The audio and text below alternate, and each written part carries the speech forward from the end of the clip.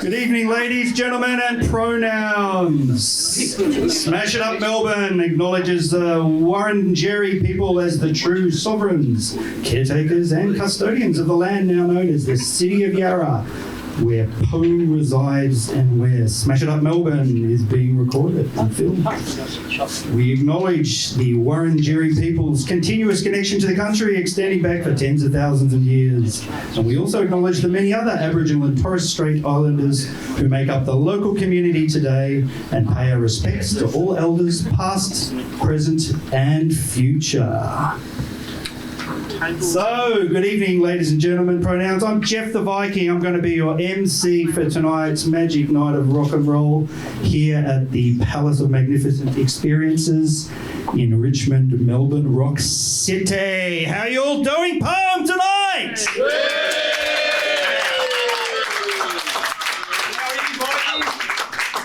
How am I? Well, Pete, I think that's best expressed in song form. 2020's in the bin, oh what a fucking farce. Now it's 2021 and Elon's off to Mars. So I'm pulling on my band tee and tuning my guitars, stretching out my party pants and heading to the bar. So smash it up in Melbourne. Let's get on the beers. Way too long since shouted cheers.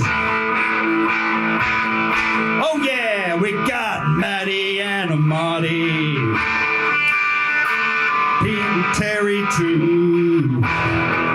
We got Fred New in the house. Yeah, so you just can't lose. Yeah, you just can't lose. You just can't lose. Yeah. So smash it up in Melbourne. Let's get on the beers. Way too long since we shouted cheers. Yeah, we got Charlie Barker. She's gonna add some class. Listen very carefully. She might show us her arts. Yeah, show us her arts. So smash it up, Melbourne. Yeah, let's get on the beers. Way too long since we shouted cheers. Oh, the cha-cha-chas were wailing the blues. Crews all here at POME, getting on the booze, getting on the booze, getting ready. POME, 2, 3, let's smash it up, Melbourne tonight. Olé! Over to you, Matty, at the desk. Thanks, Jeff the Viking, for that magnificent intro. On you, Jeff. Yeah. You told me you were going to pick what jacket. I was very excited to see what jacket you would bring tonight. Yeah, real sugar's skulls were harmed in the making of this cake. Oh, bloody good one. Thanks, everyone. Welcome to the first episode of Smash It Up Melbourne. My name's Matty Munster, broadcasting you live for those in the studio ones from home, right here in beautiful downtown Swan Street, Richmond. Tonight we have the Cha-Cha-Chas who'll be doing a few songs, plus joining us for this interview. Charlie Barton will be joining us for Show Us Your Arts. We've got a quiz coming up, and we've got our resident cartoonist Freddie. But before we get to that, let's introduce tonight's co-host, music writer for The Age and also editor of EG, Matty Bolton. Thanks for joining us, mate. Good to be here, buddy. Thanks for asking. Oh, thanks for joining us. Great to be here. So, how long have you been at The Age for? I've been at The Age for a long time. It feels like a long time. but doing the writing, the music writing, I've been doing for about a decade. Decade one. Yeah, probably close to 18 years. I think. And before that, you were writing. You were a footy writer. I did sports writing. I started there on the news desk. It was 2002, late 2002. Started on the news desk and then moved over to sport, footy. Cover a lot of footy. I think I was watching like up to 3 games a week, covering 3 games a week. Once I moved out of that, actually, when I stopped doing that, I actually sort of went off the footy for a while, had a break from it. Stopped doing that. And then picked up the music writing. I've been doing that for a decade. Yeah? I take it, even though you're the editor, I think it must be a bit of a relief to review CDs as opposed to 3 games a week, you know? I like reviewing CDs, yes, it is. It's a nice change, actually. You never know what you're going to get. It's kind of a bit of a challenge, actually, reviewing a CD. Well, you asked me to write the ad a few times. You asked me to review the Clown CD, and you asked me to do 200 words and someone who, with my zine, I just keep writing until I've had enough. I thought, bloody hell, this is a challenge. Yeah, I think they had to rein you in. You did, yeah. Yeah. No, that was a good one, actually. They've got a couple of opportunities, I think. 2 more, yeah. Yep. You're actually the first person to give me a paid gig writing. Really? In fact, the only person to give me a paid gig. Okay. I got a King Gizzard shirt for reviewing the CD, but You got a shirt? a shirt, yeah. Yeah, right. Media Strength. Media Street, exactly. Yeah. Cool. But if you were reviewing King Gizzard, you'd be doing one every week. Exactly.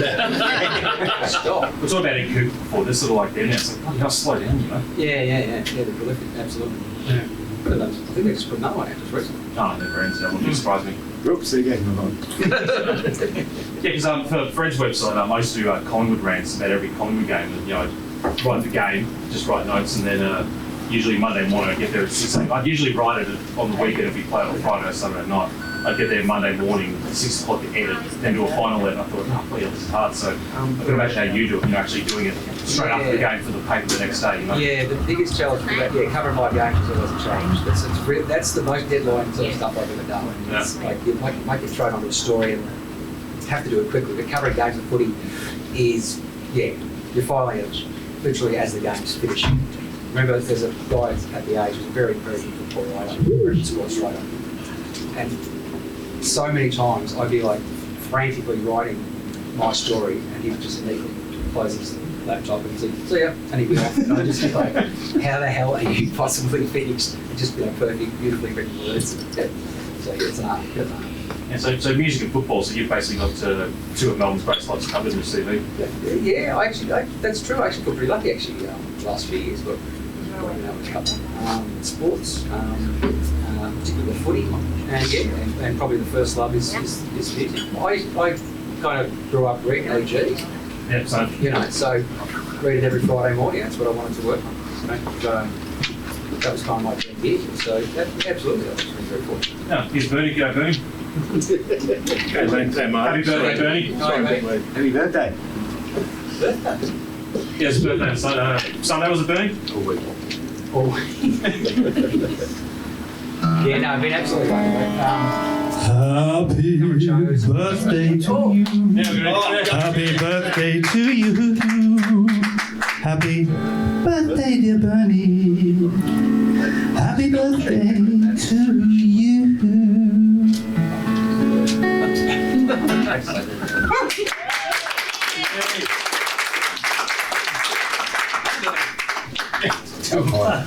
Yes, because I met you. Got me to interview CJ Ramon, and that's right. Yeah, to say I got to interview Ramon was like, oh my god, thank God, I got to talk to at least one. Well, I talked to 2 of them. Richie was the other one I did. Oh, you did Richie as well. Yeah, and everyone thought it was Richie Ramon. The bloke who started the Strange Dog. Yeah. No, I figured I'd already had a chat with CJ. I figured it was your turn. Oh, thank you. Yeah. And it was That great. was that summer they played. He came down and played at Bendigo. That stinking hot day. Was it the day we had the Correct. match? Yeah, it was the cricket match, and it was 38 degrees. I'm wearing a leather jacket, just sweating, and I And think then we was going to be spun off to the Bendigo, packed Bendigo. it crammed in. I think I just threw out the jacket after that.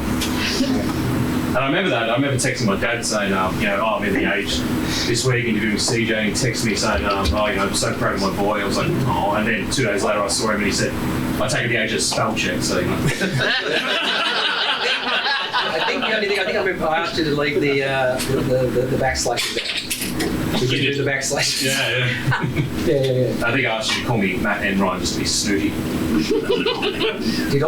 No. No, I asked you to be Matt and Ryan. So, Oh, right. Yeah, just like snooty. So, I'll have to get you to do another one. I'd love to. That's the only time I get paid right. So. Melbourne. Didn't you do the Melbourne? Yeah, I did the Melbournes as well, yeah. And I think Buzzo at one point said he couldn't, I think we had a bad line. I only got about half the questions, but I got 600 words for the age, so it was great to talk to you. So. Love that. Legend. Thanks for joining us tonight, buddy. Legend, mate. Good to be here. And let's introduce our resident cartoonist, Mr. Fred Negro. Oh, hi.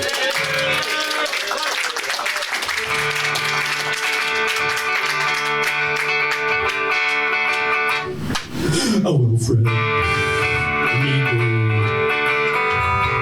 is our resident cartoonist, and he might draw some dicks and some boobies too. Are you ready? Ready, Freddy! Fred Negro is in the house. Great.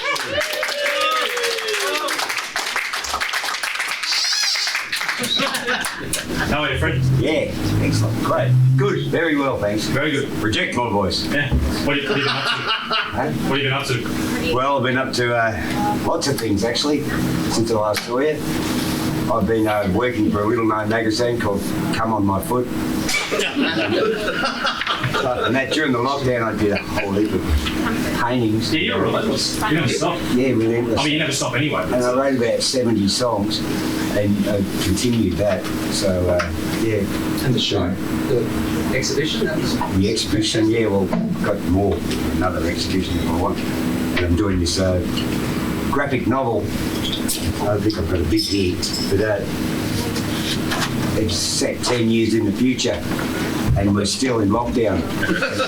Daniel Andrews is still on television every day.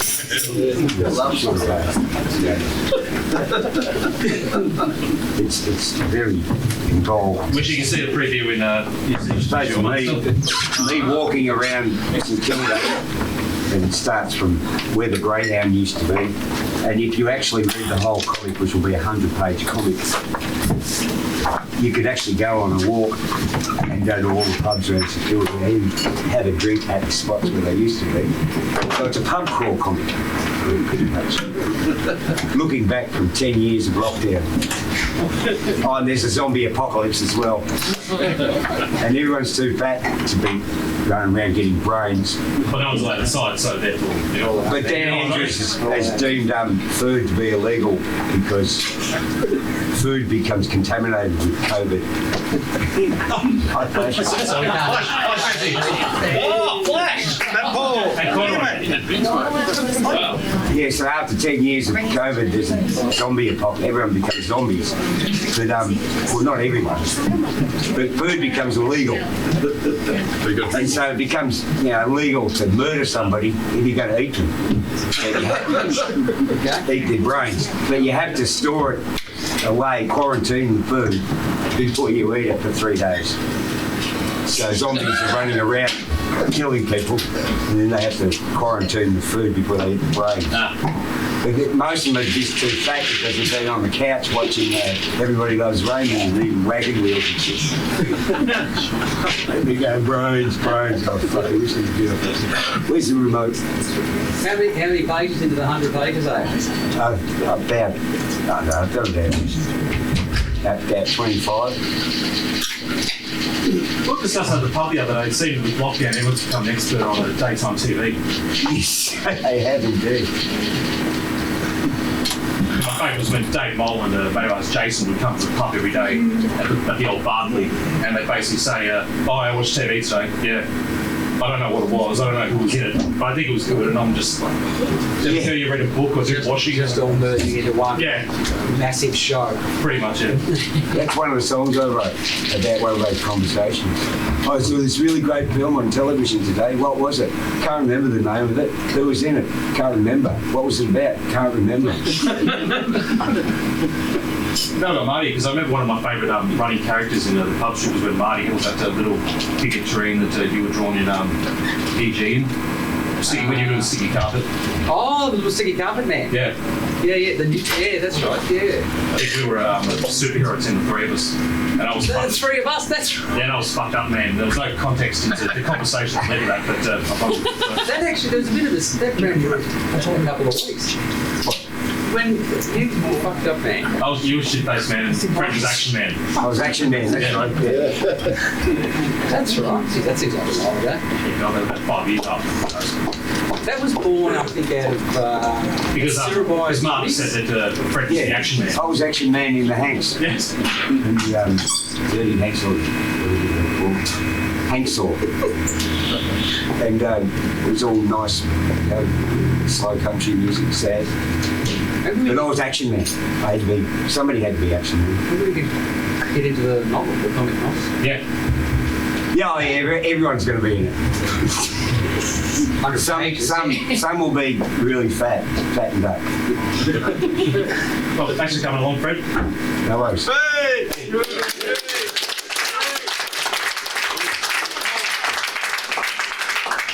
Let's get into some live music. Please welcome Lewis and Kylie, the Cha-Cha-Chas. Yeah.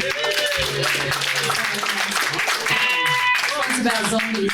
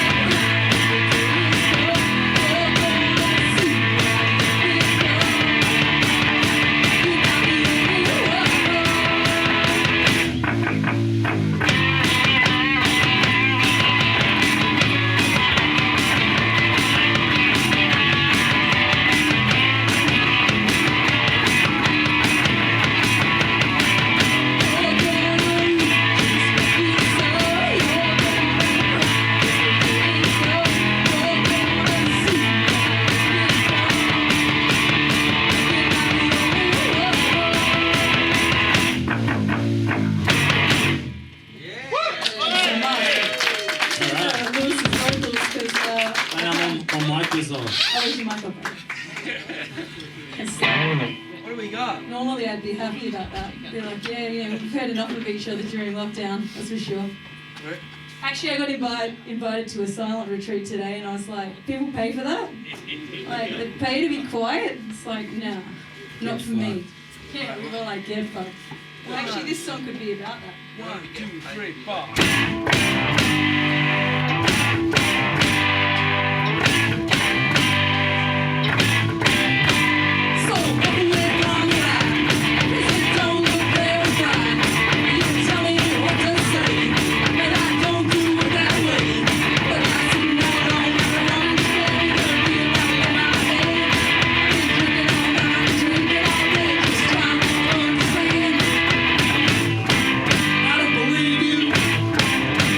Nothing to say.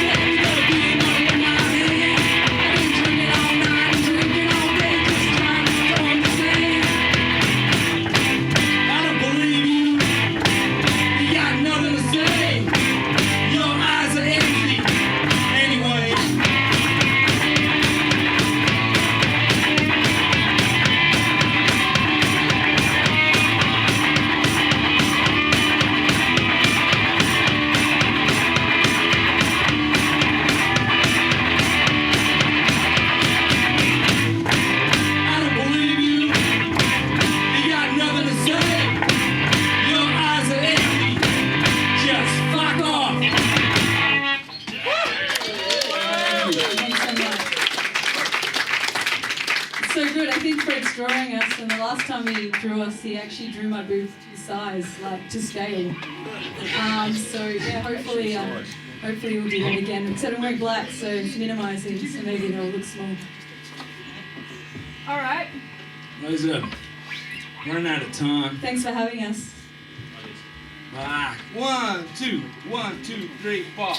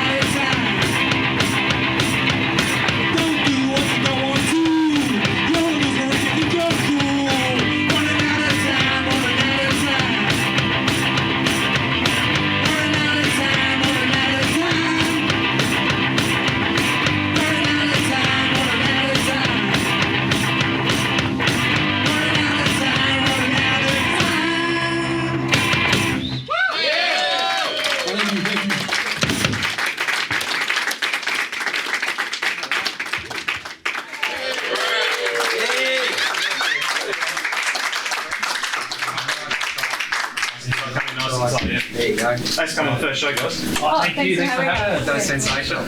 Thank you. So good to hear. Brad. Yeah. So how long have you guys been together for? Just 4 or 5 years? 6 now. Yeah, we Six, lost a year with COVID, so yeah, Yeah. it's like the year that didn't exist. But yeah, 6. I think. Yeah. And just Lewis plays in, you play in about, what, 5 bands at the moment? I think it's 4. 4, okay. Yeah. And Carly, which bands were you in previously? I was just in a band that was from WA, and then we moved here. So it's that's the reason why I moved here. So it's, a band called Jack Arts, and played in that band for a long time. Nice. But lots more memories in that band. Not as simple as this band. Two does make it a bit simpler, doesn't it? It makes it way simpler, especially when you live together, because you can just shout across the room like, "We're going off at a gig, can you do it?" And it's like, but you know, Lewis, Meeting over. Lewis, because he's in so many bands, it's like 5 people. That last song, Remember That Time, is that the one that's got that awesome sort of stop motion? Oh, yeah, the animation. That's Yeah, fantastic. oh, thank you. Yeah. Right. Yeah, Lewis did that. Yeah, I You did that too? Yeah. Pretty much does all of our stuff. The clips look great. That's yeah. that one I particularly like. Yeah, right. Yeah, it's That was fun. pretty handy having an unseen band as well. Yeah. I was really inspired when a friend of mine who's an animator showed the Snoopy, Yeah. I think it was a Christmas thing, the Snoopy, old Snoopy thing, and it was really cool because they just animated like this whole big scene, and they just camera panned across all the dudes dancing. Yeah. I kind of did that, and then that inspired. Oh man, it's just easy. Let's go crazy. You guys actually played, the last time I saw you, I think it was either just before Golden Plain, because I think it was around March, at a party, a friend's party. Yeah. You That was a on good the other side party. of town with the Swedish magazines. Yeah, that was Friends yeah, party. that was like awesome. the last hurrah. Yeah. Yeah. It was the last, Yeah. it wasn't it? Right on It was there. one of the last kind of things. Yeah. You're cranking it out that Really night. fun. Yeah, that was heaps of fun. We've just come back from a tour. We were, Like- we'll probably match it. Yeah, we were like really hot. Yeah. Like Yeah. Ready to go. But it was a good party as well. It was a good party. You know, some parties. Danny throws a good party. yeah. Yeah, it was a really good party. Yeah. Yeah. So everything sort of stopped for you guys then at that point? No, it stopped pretty much. We played another party and then it stopped. We had like 13th or 14th of March, Yeah. right, it just went crazy like that. But we could tell that stuff was happening. We had flights to Madrid. yeah, And we that had like was 4 months worth of tours, two in Europe, two in Australia. But we had to cancel them all. Must have been heartbreaking. Yeah, it was actually, man, the European tour was like, dude, it was possible to do it. Like, we were going to do it, and we were like, yes, like, we might break even. we had And, some like, good shows booked as well. Some We were good getting shows, but it was like, dude, this is like, we got to really work really hard. So it was kind of like, when it kind of cancelled, we kind of went, yeah, well, you know, it's we got a good gig just before it got cancelled. with Super Suckers. Yeah, super. We were like, In okay. Amsterdam, was Rotterdam. Yeah, but it all, yeah, it was kind of like you didn't really have that much time to get excited about it and it all got cancelled. So we had to book flights. There was one guy, this is really funny, it happened to us in lockdown. One dude in Belgium or something, just out of the blue, just came out like some booker. Right? Just come down, hey, you guys want to book the biggest beer crawl in Belgium? Well, yeah, fuck yeah. Oh, it Dude. was a good deal. It's like €400, you know, food, some of this accommodation. We're like, yeah, It's too good to be true. Basically. we're there, you know what I mean? And then, We kind of reserved that night in Belgium to play with. and the thing is over there, like they're trying to fish a little bit of like the, I don't know, Driving and they Booking more want to get more yeah, gigs, yeah, you know, yeah. like, so I'll be your booker. Oh, And yeah, I'll yeah. get, you know, I can hire out my van, my equipment, and everything, make money off it. I've got friends over there, so they're all selling it out already. So he finds out that, you know, I'm not too interested in him booking any more shows, and he kind of just goes cold, right? But, you know, unconfirmed just show. really wishy-washy. Yeah, that's half of the distance. Yeah, so then the whole thing, you know, COVID comes, you know, cancels everything. And then we're just sitting there at home, just like, doing nothing. And then Kylie goes, after like a couple months, she goes, man, weren't we meant to play Belgium tomorrow? It just tweaked. I was like, well, that Belgium show's with tomorrow. Let's fuck with the guy and So we wrote to the guy and we said, hey man, check the time in Belgium. We were like, what time's sound check tomorrow?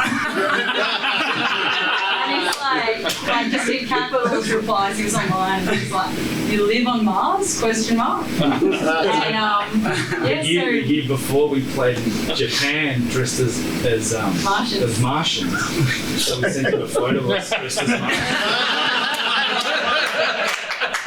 It was quite good as well. It's like our costumes were quite obnoxious. Like we had alien pubic hair and we looked like, you know, really gross from playing. So we just set that through and no response. And we just rolled around laughing. That was highlighted lockdown. You guys have certainly been pretty active post-lockdown. In fact, you played before him with the Cosmic Psychos recently. Yeah, it That was crazy. so unreal. Probably the best place we've ever played. No offense, fun. But yeah, it really was really cool to play. That's the silver lining of lockdown is, you know, having local bands being able to access venues like the Forum, which we'd never probably normally be allowed to play at. So it was super special. You're walking up those stairs, like just thinking, how many artists are going up and down? Like, Also quite exhausting. Yeah. Like I'm like, why do I have these stairs here? Like it's, you know, like get to the top, you got to go play, and you're like.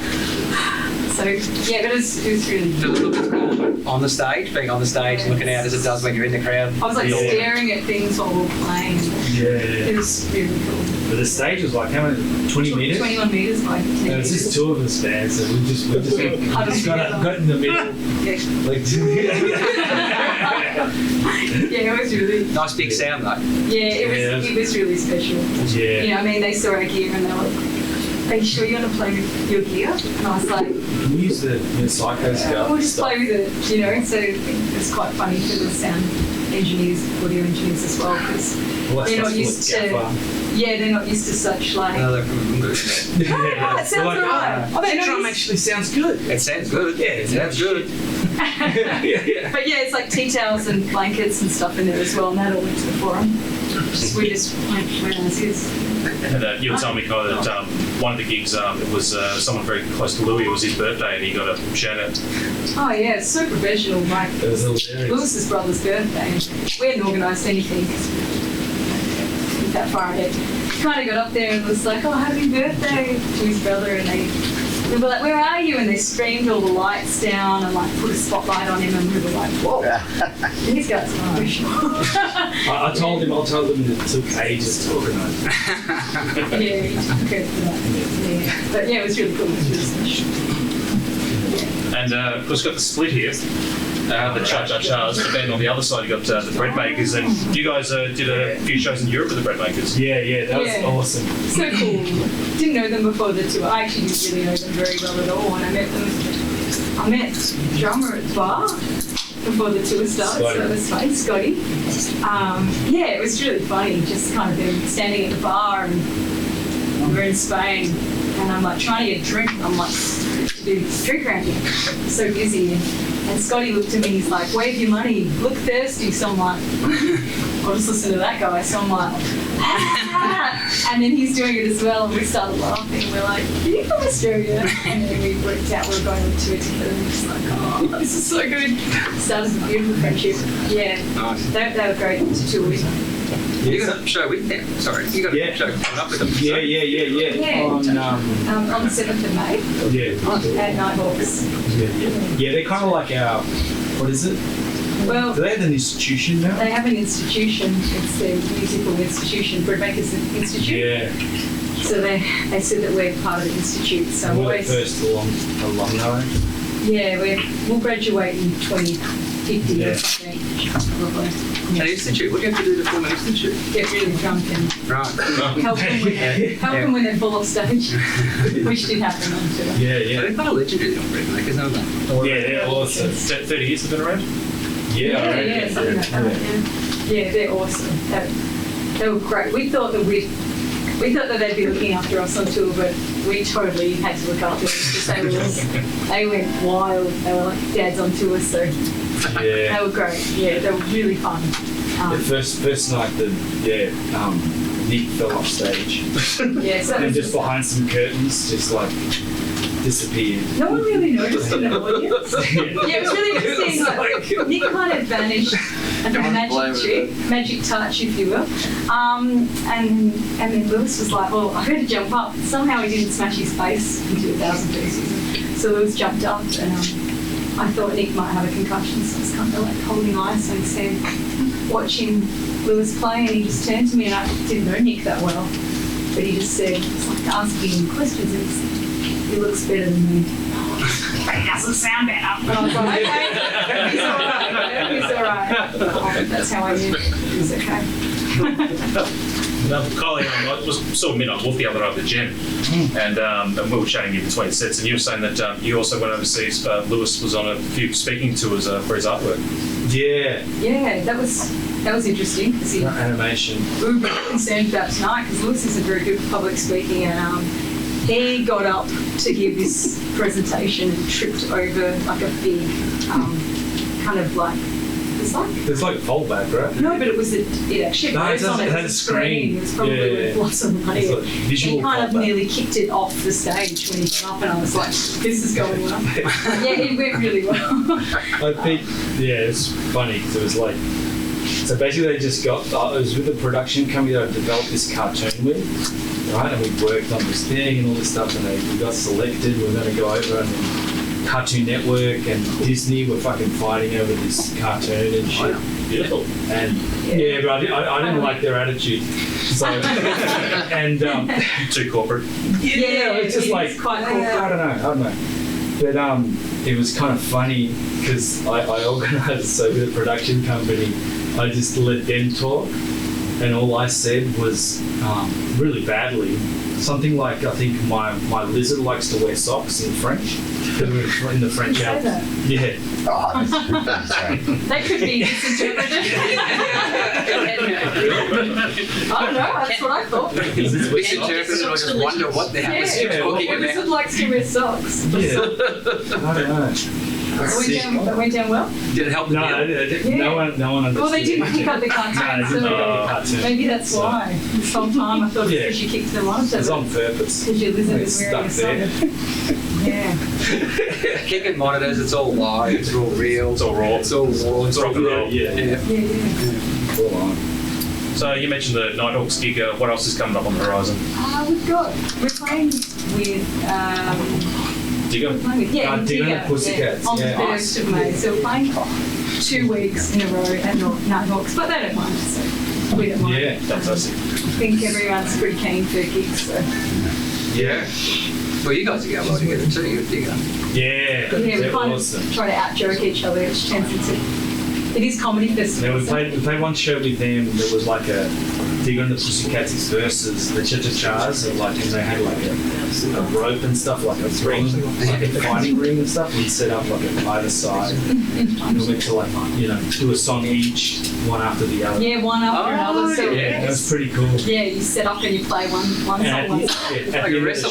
yeah. At the end of the show, I slammed into the drum kit. Well, the next day, Right. You're going to lose it on stage and a I bit, thought yeah. I'd broken a rib, right? Oh, dude, I'm I didn't even see this happen. just jumping like I felt like Kurt Cobain jumping into a drum kit. Like, Oh, yeah. It sounded really cool I'm when you crazy. told I me. was drunk doing this. Yeah. And he had So I go to the doctor yeah. to check out. So I had to tell the doctor I jumped into the drum kit like crazy and stuff. Right? And then we see footage of the night. I think it and came out actually- months later and Yeah. we were like, oh wow, here's the bit where you got to jump into the drum kit. I actually just tripped over a cord.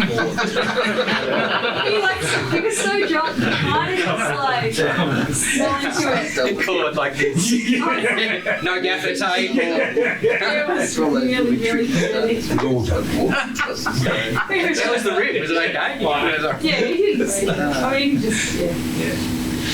Bass drum. Rock and roll. And where's the best place we can find your music?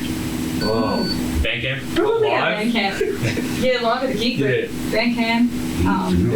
Yeah. Yeah, Bandcamp. Yeah. You can get the vinyl and stuff. That's a fantastic listen, and thanks for the set. Thanks for joining us thank today. Oh yeah, thanks Let's so go. much. Let's go to Charles.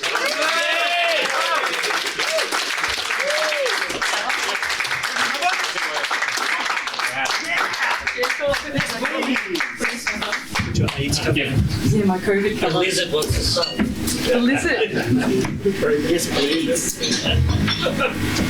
You know what I'm going to call it later. You're like, where's the lizard? All right. A couple more then. All right.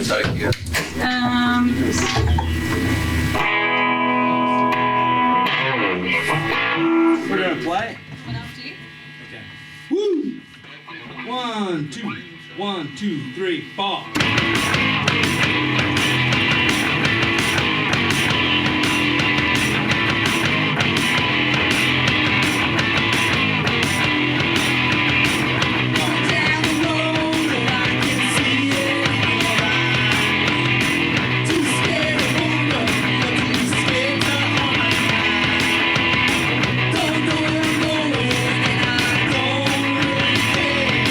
Time is right when you're already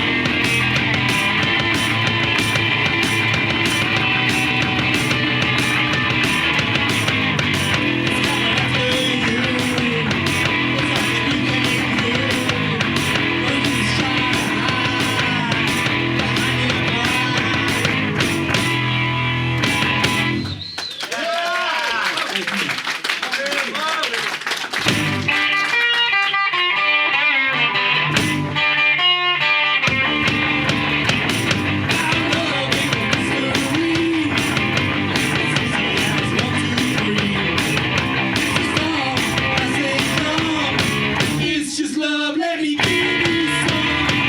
I don't mind if the sun don't shine. Just as long as you shake your behind. Ain't nobody gonna put you down. You can't get rid of that round. Come on, baby, let's go around.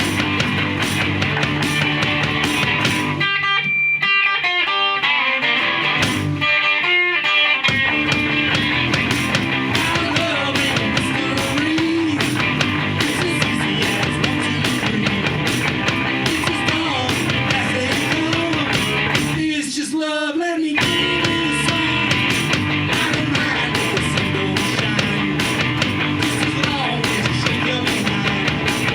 Ain't nobody gonna put you down. You can't get rid of that frown. Come on, you baby, let's go around.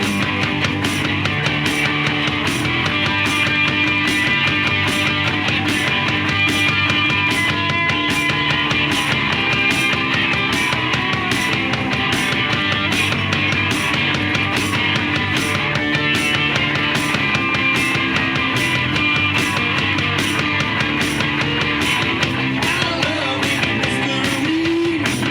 It's as easy as 1, 2, 3. It's as dumb as they come. It's just love, let me give you some.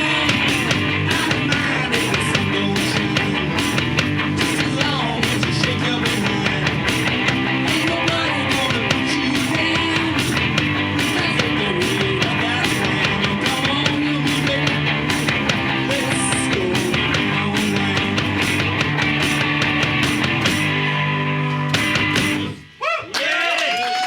Thank you.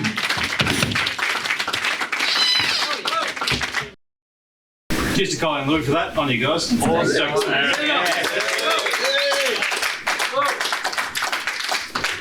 Checking what Fred's doing. I've just been touring the band. Oh, well. Fantastic. When there's, I know that's you. Sorry. No, this one. Yeah, I did Kyle as well. Oh no, I've gone the wrong way. Oh, There you go. This is great, isn't it? There she is. that was beautiful. Oh, yeah. Nice one. Nice. Fantastic on you, Fred.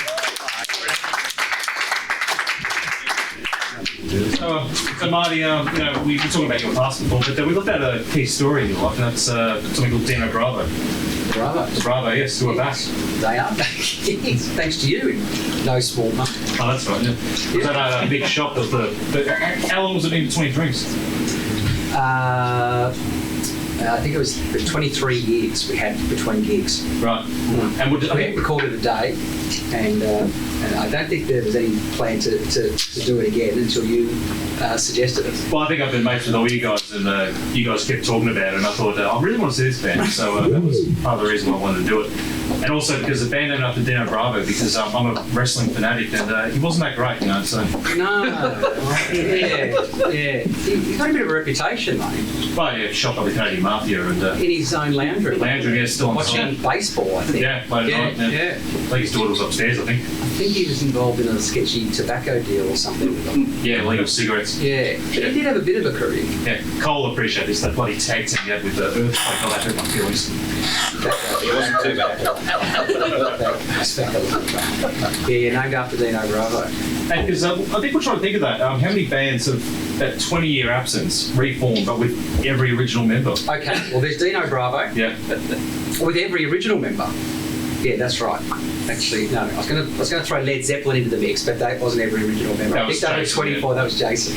Every original member. I think Stone Roses, but I don't think that was. What did that break up? 96, and I think that was less than 20 years. I think. Who else is there? Gravies? Crystals, maybe. Oh, they never broke. Oh, pissed Broke yeah, up, that's yeah. true. Yeah, the original member, isn't Yeah, it? but the longest break. The longest break, yeah. Yeah, I don't think Dino Rover takes the country. Excellent. Good back. Quiz. So that was fun. I for that one actually, because we actually ended up playing. We probably played another half a dozen gigs since then. Yeah, playing with Casanovas. Did a sport with the Cassins, which was fun. So yeah, good to shake it out. It's good fun. Oh, it's a pleasure. So yeah. Right, now, as the song suggests, I think it's time to get some class into the show. As Jeff takes position, please welcome our next guest, our resident art correspondent, Charlie Barker.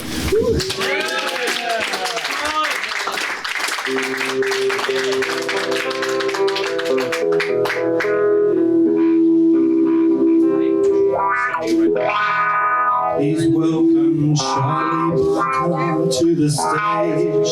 She's gonna add some class. Step up, Charlie. Show us your art.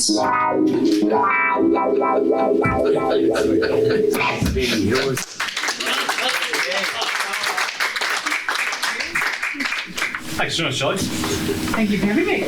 And congratulations on your new band, Shake, which made its debut over the weekend at the Blues Festival. Yeah, I did 3 gigs one Saturday night, which was pretty chilly out there, but we did that. Had a lot of fun at Topolino's, and then Sunday, Lady of St Kilda and Vineyard. Yeah. Was that the Ladies St Gildy? It was fantastic, and always loved the band with the double bass player.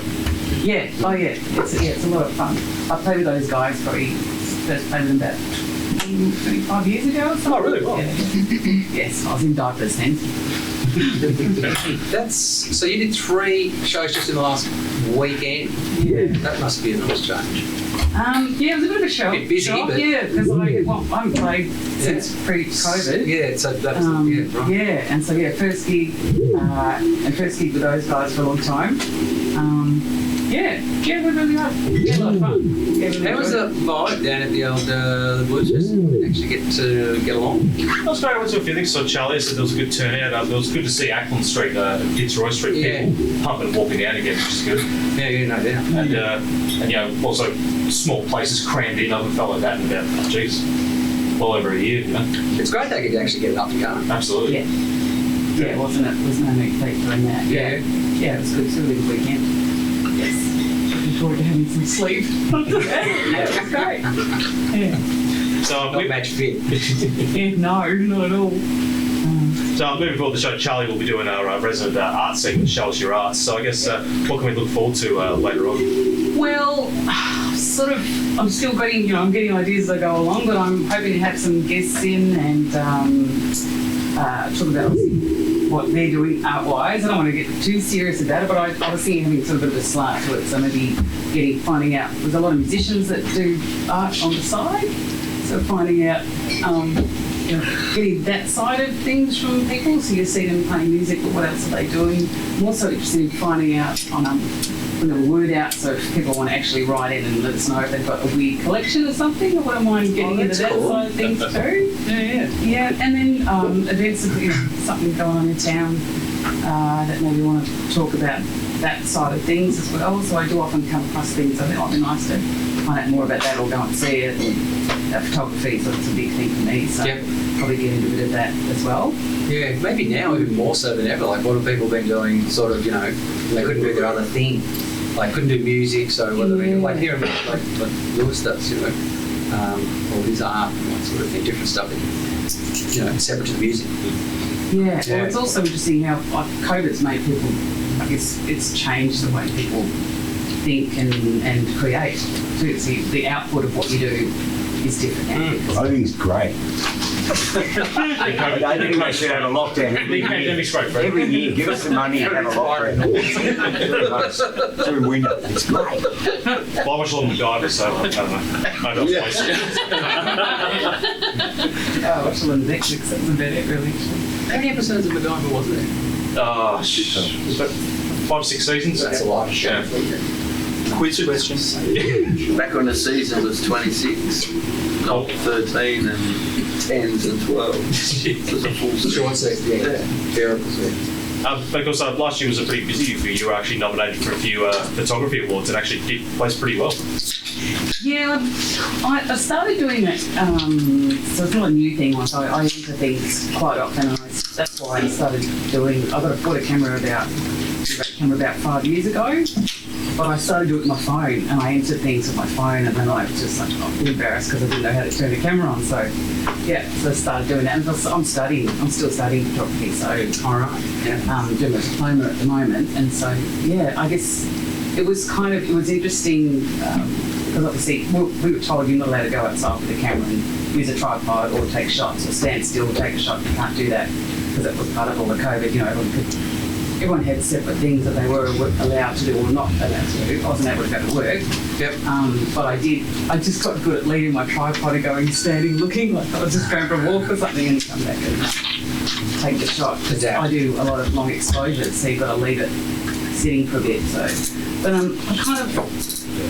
but photographically, I kind of enjoyed it. I liked that I had to think about it. Really made me create things that I probably wouldn't have. I had time to do something I probably wouldn't have been able to do otherwise. And then then I used one of those to the bonus prize, which is the top Australian photography awards. So it's like a $30,000 prize. One day I'd like to win that. Well, I can't see that happening anytime soon. But it's the second time I've been chosen as a finalist for that. So Good answer.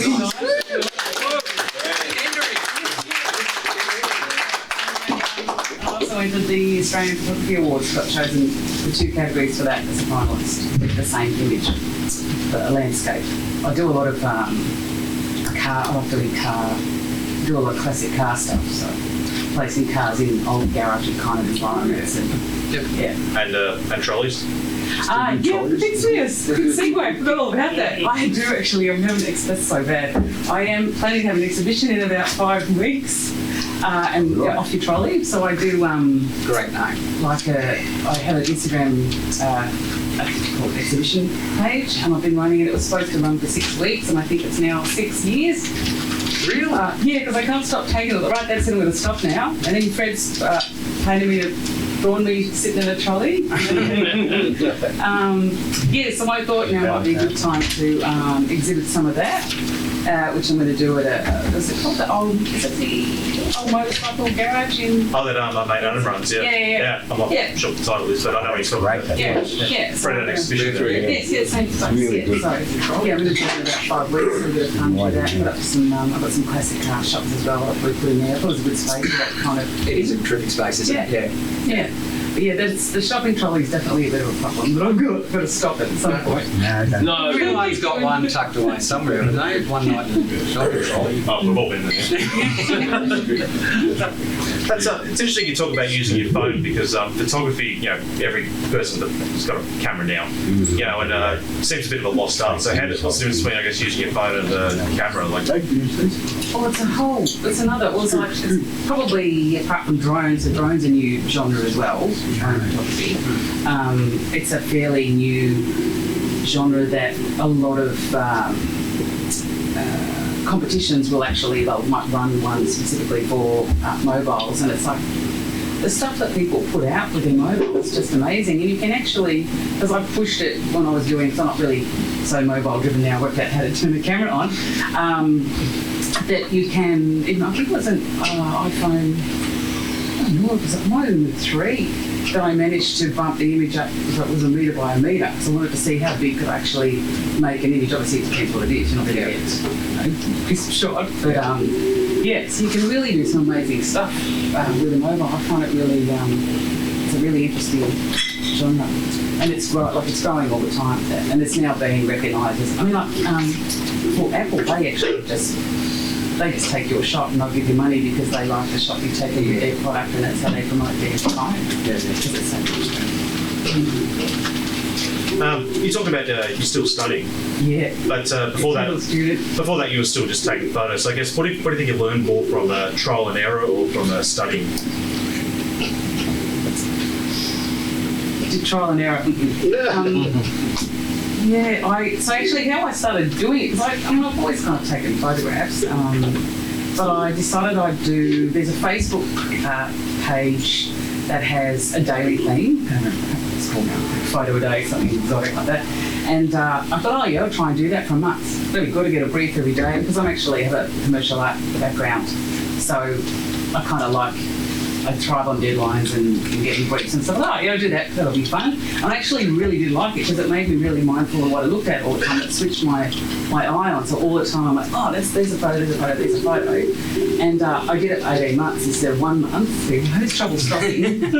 And I just found that was a really good way to, so learning like how to do a shot without cropping it.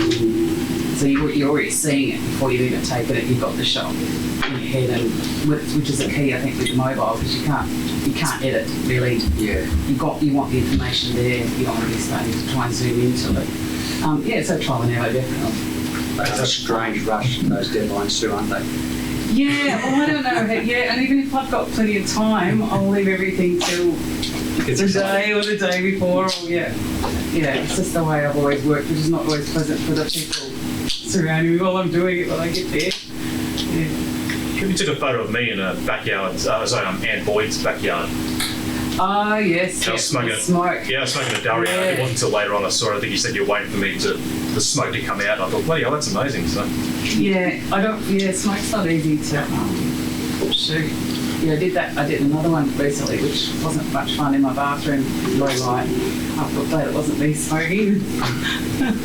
But I managed to get that. So you got to, this is tricky sometimes when something like that will stain. That's really interesting, actually. So when we see those really great photos that look very natural of the smoke, like, I'm just thinking of like, a great picture of Keith Richards or something. There's smoke. It's not necessarily just, it's not an easy thing to shoot.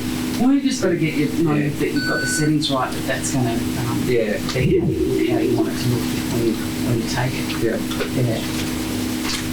Makes sense. And of course, on top of singing and photography, you also play the saw. Yeah, it's a bit of a saw freak. A Sawyer, actually, that's the official name. S-A-W-Y-E-R, a Sawyer. I've been doing that. I started, first gig I did was with Hacksaw with Fred. Yeah. Prior to that, I actually went down someone to give me lessons, so I used to drive to the other side of town to go and have a lesson. How did you know you wanted to be a Sawyer? Yeah, that was really weird because I didn't until I knew about the Saw Lady. I don't know whether anyone's heard about the woman from New York they call the Saw Lady. You can look her up, she's all over YouTube. And I'd seen her and thought, she's a bit weird. And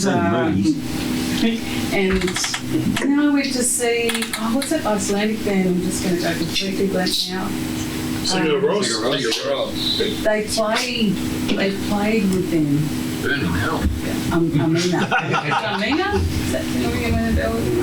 No. Anyway, the way they played it, they had a hammer. Oh wow, that's actually what did it. And I've actually never played it with hammer. I've got them at home, but it just doesn't work for me the way I imagined it would. But it was that got me really excited about it. I was sitting in the middle of the concert, I want one of those, I want to do that. Right. And then someone gave me one a Christmas present, and it sat there for 2 years. I thought, I don't know what to do with that. And now I went and got lessons. I had lessons for about a year. And I think the reason it kind of works for me is because I sing, I can pitch it. Because it's like playing one string, and every time you sit down, you have to retune. Oh, right. And it's affected by like the height of your chair or how tight your leg, how high your shoes are. Actually, it's affected by that. Have to play it sitting down. Yeah. It's a highly unusual instrument, to say the least. It was pretty. When I first started learning how to do it, it was really painful. Like she didn't realise. I was 5 minutes. Like, can we just stop? Because it was all because you've got to you're bending the saw to make that S shape. You're bending it. You pretty much just with your thumb. So it's yeah. Because when you're trying to do something new, it goes straight up into your neck. Yeah, I really like playing it. I wish I had a gig playing it at the moment. Who was looking for a saw player? Maybe the expo. At the exhibition. Oh, right. At Adam's place, Yeah. I wasn't going to go to So the saw lady, I think she doesn't do it anymore, but she used to have a biannual saw festival in New York. Yeah, what a good excuse to go to New York. And the last one they had, I think they had about 75. I was like, doesn't sound that great. I don't think it would say it, but when you've got 75 saws doing it, it's not really as good as you think it might be.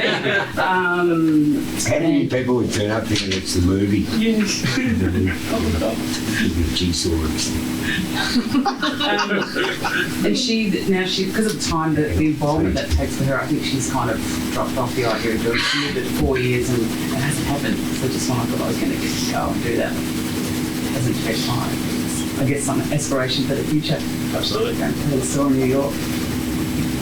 And aside from the exhibition coming up, what else do you want to show us in plug right now? I'm not very good at playing actually. I've got another band. Instagram. I've still got Charlie going, the other band. Oh, great. So Great. we're not playing them because it's writing. No, cool. But that will eventually sort of come out of the woodwork, I guess, over the next year. I'm hoping to have another exhibition. It's the next semester, I'm thinking, because I'm a shuttle student, I think semesters. Around October probably this year. I'm not sure. Bernie Stephen might have me here. Yeah. Really, yeah. I'd like the store to be here in a couple of weeks.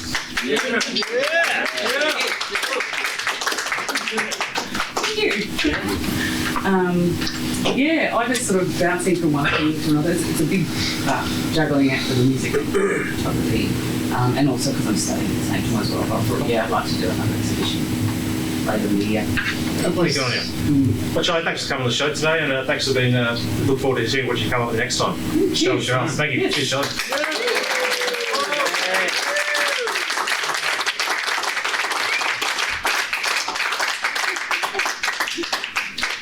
We should go to Fred now because you just finished something. Oh, it's beautiful, Charlie.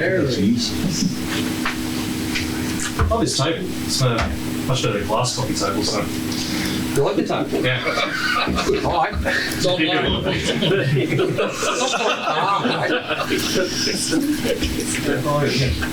Speaking of Deer Rabbit, Nigel was telling me that the reason why Chase's Hard and Fast died in the arse was because everyone was at home watching Graham Kenny's Coast to Coast. You're probably right. I have not heard that. That was a very good show. That was a great That show. was a very good show. That was news. News. Yeah, they probably had a shelf life, I suppose. You don't listen to the cult so many times. Yes. Yeah, but no, I heard that. I believe that from Nigel. Yeah. So Marty, talking about the age, you get God knows how many CDs sent to you or download codes. Have you ever done a written review of a CD or a gig and then you've had to maybe walk past or come into contact with the person that you wrote a bad review about? Yes. Yes. I tend not to put the knife into too much. It's not really my sort of style. Although I do find that the 1-star review, it's everyone the same. I think you read the 1-star review. Oh yeah, of course. It's hard to avoid that. The 3-star review, that's average. I want to go to 1. Shembury, the former film writer at the age, he was notorious for giving films 1 star. 1 star. It's often not that bad, the films too. Really? Yeah. But yeah, a long time ago actually there was one. I did some people might find this a bit rough, but I gave the Psychos a 1 star. I remember that, yeah. For an album a few years ago. And I heard that album, that was not one of their finer albums. You thought so too? Yeah. Okay. So it wasn't just me. But then the timing of when the review came out was it was just before the Psychos did that fantastic show down on Ross Knight's farm. For the documentary. For the documentary. It was at the same time that the documentary came out. So they had the show down in a quarry pit down on the farm. And then everyone got in a bus and went to Castlemaine and watched the premiere of Floating Trust. that fantastic film. Oh, it's a wonderful documentary episode. Yeah. So it's a pretty long day. I had a couple by the time the film had actually finished. And then, of course, there was a party. And I ended up having a chat with Ross. Oh. And I thought, okay, I'm probably going to get it between the eyes now. And anyway, so I think I actually came clean and told him. And he was like, mate, we threw that together so quick. No, that's cool. Yeah, so there's probably been a few, but that one. I remember my first break was writing for an old street press newspaper called The Buzz. I don't know if anyone remembers that. Hey, Frankston. Frankston, exactly, yeah. And I was there for its, well, it lives on as a website, but I was there for the dying days when Peter, who was a top bloke who was the editor, he refused any download codes, he just wanted CDs only. And essentially shot records and all the minor labels just told him where to go. And so, but oddly enough, Sony was one of the few that actually still gave us CDs. And the interview requests and the CD requests were just dying down. And he said to me, "Can I send you some CDs?" I'm like, "Yeah, sure." And the first one I see was the new album from I don't know if anyone remembers Thirsty Merc. Yes. And I listened to the review, and I did stick the knife. I said it was really bad, and also the interviews dried up. I wasn't really. I started a month ago, but I wasn't on a hiatus from that. So they said, "Do you want to interview Ray Thastaway from Thirsty Merc?" And I was like, because this was the only offer I was getting, and I thought, okay. And he was not the nicest man in rock and roll. He was possibly the nicest man I've ever talked to in my life. Really? I just the review wasn't published yet, but I just have to say. Oh, it hadn't come out yet. No, well, I actually hadn't sent it off yet, and I went back to listen to it, and I couldn't change a word, but I did maybe give it a 2-star review. So I don't think compromising. There's the compromise, the juggle. Yeah. But speaking of stuff, let's get to some stuff that we've enjoyed listening to recently. Yes, indeed. So a few things that on the Monster stereo. This came out last year in lockdown. A great band from Adelaide, the Sunday Breeds. New 3-piece. The vocalist called Romano. He's an absolutely fantastic singer-songwriter. Have heard that. Thanks very much. I agree with you. The Interceptor's new record, they launched their album a couple of weeks ago at the Bird. Fantastic half-off tracks. And on you to Simon and Jane, who are fantastic porters of there, and also Richard. And mixing the front row, Little Murders live in Anglesey, 81. Fantastic. Fantastic live document, one of my favourite live bands in Melbourne. In Anglesey? Anglesey, yeah. Wow. All places. Oh, of all places, yeah. And a bit of a lucky dip I got from Greville during COVID, Lottie Lloyd's last summer jam. You had mentioned that to me. That's I haven't seen it though. It's that's I mentioned that like? It's fantastic. Man, cool. Oh, I mentioned Lobby Lloyd to my dad once, and he said, "Ooh, cowered up because of Lobby's fan base." Matty, oh. is that off Aztecs? Aztec, yeah. And another one is the latest Tism release of the past concert. Hey, it's great. I mean, it's a fairly run recording, and also there's some songs here, but I think just for that last rant, Ron Hipple Barassi rant, as a Tism fanatic, just to get that bit of Tism gold, I've heard it was just worth it for that. This has all been on the stereo just recently. Yeah, pretty much, yeah. Very nice. I can't give mine away. No. And so, Marty, what about yourself? I've mixed it up a bit lately. I've had the new Civic record, Future Forecast. I've done welded on for the last couple of weeks. That's an absolute corker. Yeah. Love that. I've been listening to a very good compilation by Joe Strummer. Of Joe Strummer and Mescalero. It's called Assembly. It came out a few weeks ago. It's fantastic. It really covers a whole bunch of really diverse stuff. There's a couple of live tracks on there as well. I think Rudy Can't Fail and I Fought the Law, which we recorded at the Brixton Academy. That's been really good. And some other, some acoustic stuff. And it's a really, it's really good. There's a bit of a family connection here, just a bit of a coincidence. I've been listening to this awesome love that EP. That's a ripper. Magic Dirt. Lewis would know this one, obviously. Well, probably a lot of people do. This is a cracking EP, Magic Dirt, White Boy EP. And I also brought this in because I thought you'd appreciate it. Just looking at it. Oh, fuck yeah. What an album. One of my all-time favourite Spencer records, Sobering Thoughts. Oh, yeah. Great man. And the other reason I brought that in is not only because I've had it on, but I don't know if many people know, but the actual CD version of that wasn't distributed terribly well. I remember Spencer told me that it really didn't get the delivery that it was intended to. So there's probably not that many of them out there. So if you ever see one, I'll pick it up, definitely. Definitely snap one. And the other thing is, because the last track on this is his cover of Dancing Barefoot. And of course, he did a 7-inch split with the Bittersweet Kids, which I've got at home, which he actually doesn't actually have which band is on which side.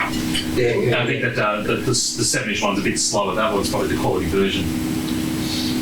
That's interesting to hear. I have to go back and listen to that. I have heard that, but not for a long time. So that is an excellent. But there's nothing new system at the moment there that you would skip.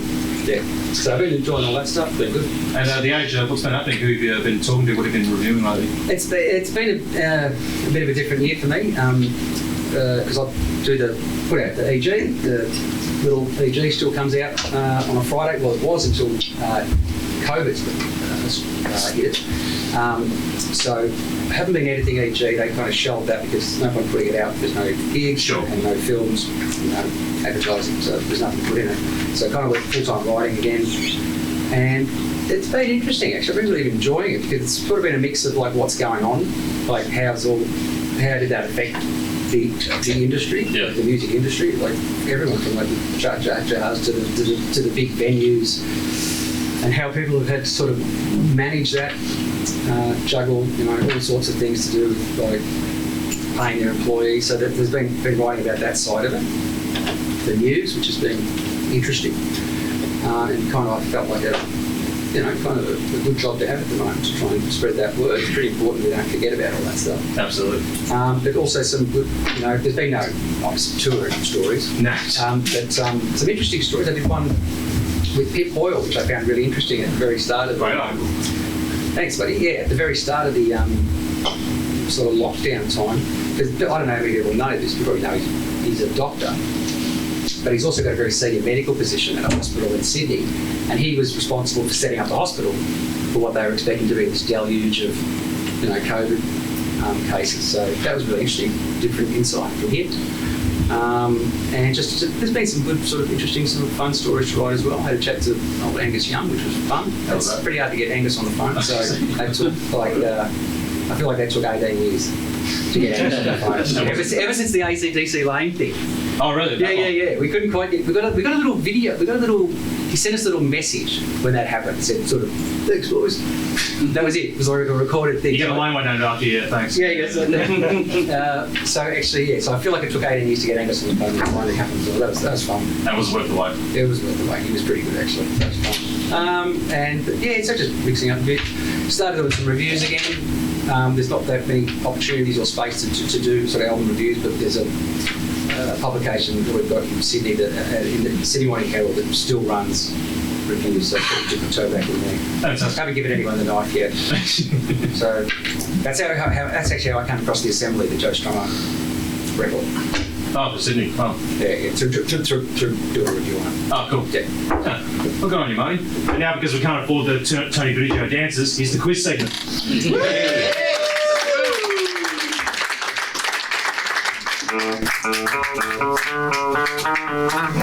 Everybody, welcome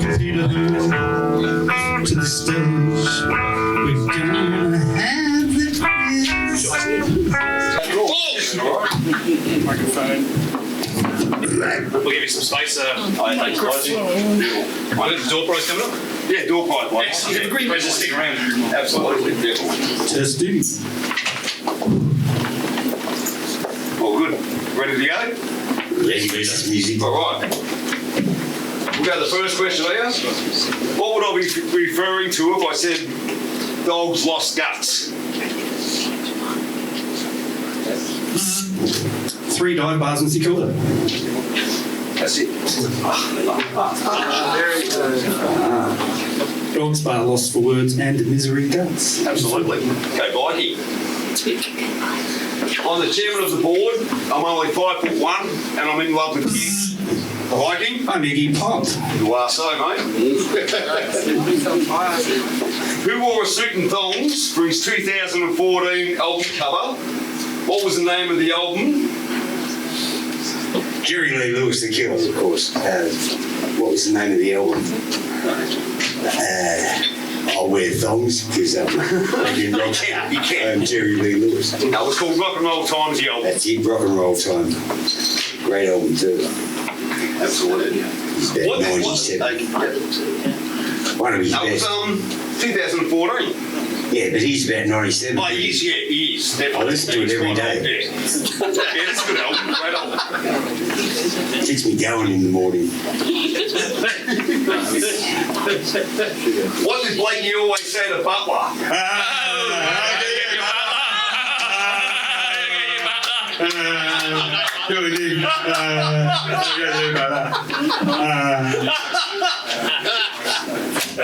All right, I've got a multiple choice question here. I've got to set the scene here.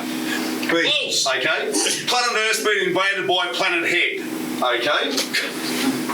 They've released all these small heads rolling around, millions of them, all over the earth, rolling into people, bumping into people, everything.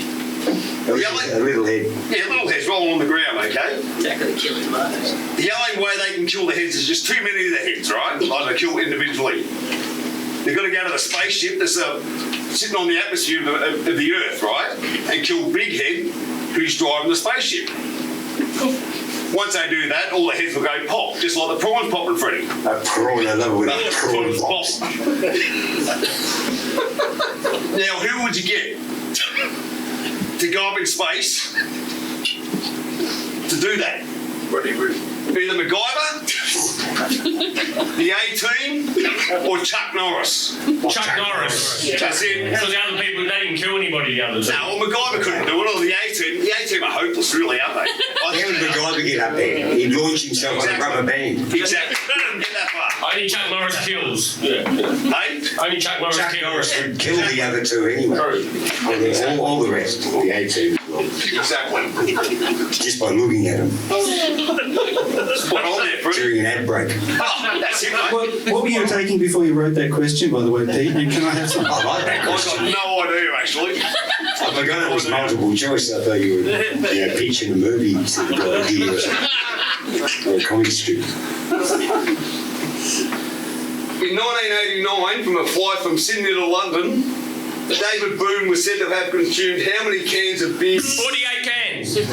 52. 52. What was his blood alcohol level? Insufficient. That'll do. That'll do. Which band, who formed in 1983, asked a guy to join their band, knowing he could not play an instrument? The only reason why they wanted him is he had a good punk image. What was his name and what was the band? Sex Pistols, Sid Vicious. Like a seagull. Oh shit, that's 76. The bass player from Flaming Lips. Yep. Ivans. Michael Ivins. Weird Yeah, he's a looking great fella. bass player. He's a sensational bass player now. And he had a sensational standard. sort of shaved head with one bit of hair flopping. He was dressed as a Pope, wasn't he, last time we seen him? He's great. He was dressed as a Pope. He can play now. He can, he's sensational. It was really good. He was dressed as a Pope, wasn't he, Freddie? Yeah. Well, When we hadn't seen soft boarding. he was dressed as a pope on a rope. Don't drop the soap. Did you kiss his ring, Pete? Nah, it was too far away. He was just playing the bass, yeah. Would have liked to have been on stage in one of Oh, those it would have been animal great. costumes. First off, it was great though, wasn't it? Yeah. Sensational. Anyway. Okay, what movie scene? A group of people jump out of a plane. One gets smashed by a bus. One gets electrocuted. One falls into a helicopter blade while in midair. Another one falls into a wood chipper. And one gets eaten alive by acid. It's a great team that he organised. Deadpool. Deadpool 2. Deadpool 2, sir. That was the first mission. That was the best scene ever, that one, I reckon. Best scene ever. Best scene ever. It's like one of Fred's cartoons, isn't it? In 2018, at an art auction, what happened to a painting just after it was sold that left the art world in shreds? Name the artist, name the painting, and how much it was sold for. It was more than $12 million, and shit. It was a young girl with a balloon, I think, in the painting. Is that correct? Girl with a balloon and it sold for $1.4 million. It was probably worth double after it was shredded. Yeah, and it actually happened just after the hammer went down. Yep. Some little electric And it motor stopped kicked in. halfway. Stopped halfway, yeah. Oh, yeah. Which Aussie band released their debut album in 1981, then in 1982 changed their band name to the name of their debut album? That'd be Ice House and Flowers. Correct. Well done, Cherish. Can I get a supplementary on that? What's that one? So Ivor Davies, who is the lead singer / songwriter of Ice House, he also plays oboe, the woodwind instrument on some of the albums. So he wanted to be an orchestral musician, which is what most of my career was. He was playing in an orchestra called the ABC Symphonia in Sydney for a while. just before I was in it. And ladies and gentlemen, true story, the conductor decided that it was good to train musicians by giving a hard time for a whole week. So we gave him a hard time, and we'd say bullying now. And on about the Thursday, Ivor Davies stood up, told him to get fucked, took his oboe out, packed it up, went off and formed Ice House Flowers. Flowers. Flowers. Ice House. I used to go see him in And the then he had his own band, and then by the time, about 2 years later, he's getting his own music played on Countdown, releasing his own albums of his own songs with his own oboe solos on it. Yeah. So, ladies and gentlemen, don't take any bullshit. Just stand up, tell them to get fucked, and go into your own work. The same thing happened to me. We'll learn something today. It's going to be a flute player. Blue vein flute? After a year of learning, all I could play was the MASH theme and Come All Ye Faithful. Sold the flute and bought a drum kit. The rest is history. Then I went and saw Ivor in Richmond, where I was living, at the Tiger Lounge. Sensational. I said, you too. Yes. I told that orchestra, shove it. Exactly. Hey, who am I here? Uh-oh. Who am I? Born in 1949, I had a twin brother named Glenn. No idea? Shag Morgan. He's older than that. I wrote a song, question up, number 2. I wrote a song about his passion for cricket. Oh, yeah. Who? Paul Smell. Paul Kelly. 3 of the bands I was involved in had very similar lineups. Nah. Cricket's chirping right here. Yeah. In his later life, he got heavily involved in the horses and was very successful. Daryl! There's Daryl Braithwaite. That's it. Yes. Daryl He was in Sherbs. Sherbet and Highway. Famous for Sherbs. The question is though, Freddie, what was the favourite band? Was it Sherbs, Sherbet and the Highway?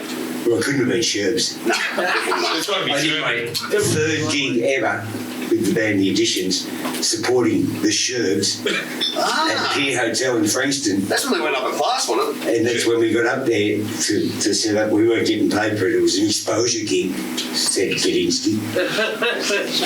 And we got up there with our gear, and they said, you have to pay $300 because you didn't log in.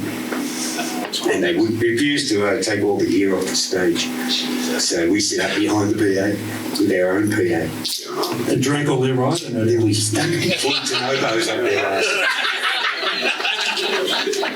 We got kicked off after 6 months. I've got a question for the crowd. It's it's basically sponsored by Lost for Words. They're offering there's going to be a $30 drink voucher. Now this is just for the crowd, guys. Thanks. Born in Kalgoorlie in 1996. Who now lives in St Kilda. He's a musician, songwriter, actor and writer. He's the frontman with the band. There's Evan Rock Richards as the drummer.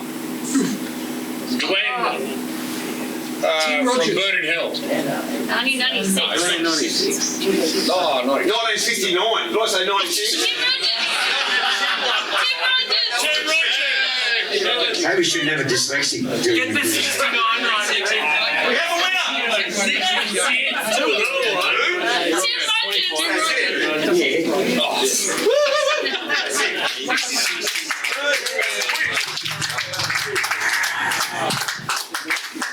Thank you. Here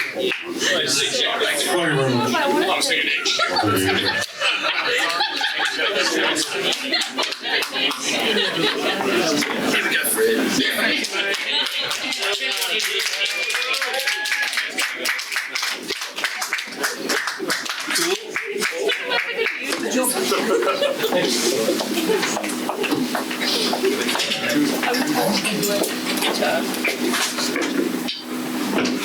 On your feet for that. No worries. I think after St Kilda 96, I was thinking it was a Hemsworth or something. I think I don't know. Yeah, 96. Yeah, what was going on Hemsley there? or a Hemsley. Freddie, you got any more drawings to show? Right, I finished one of you and I like that. Very good. I was thinking actually, there's another record I was listening to. That's what made me think of it. Olympic Sidebirds. Oh yeah. That's what I also had on during the week. Nice. Jackson. He's also Oh, Lewis, fantastic. That we probably did get it. Camera there, don't we? There is one. There's a couple floating around there. Oh, right there. Good on you, Fred. Thanks for that. all right. You got any gigs to plug, Fred? I can't remember when I'm playing. Friday with Dave. Well, every Friday afternoon, 5:30 till whenever. And George Laneway with Peptides. Yeah, that's the 24th.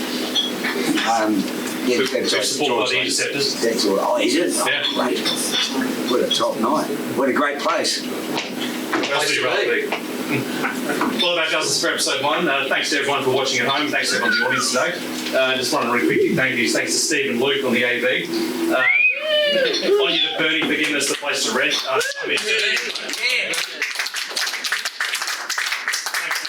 to Sid, Kamala, Fowler and Simone. Thanks to Brett for being here. Thank you. Thanks to Pete for putting it all together. On you to the Ranster who couldn't be here. Probably on you to Viking for the fantastic tunes. The pressure was all mine. Thanks, Amy, for the fantastic poster. Thanks to Louie and Colin for the fantastic set. Yeah.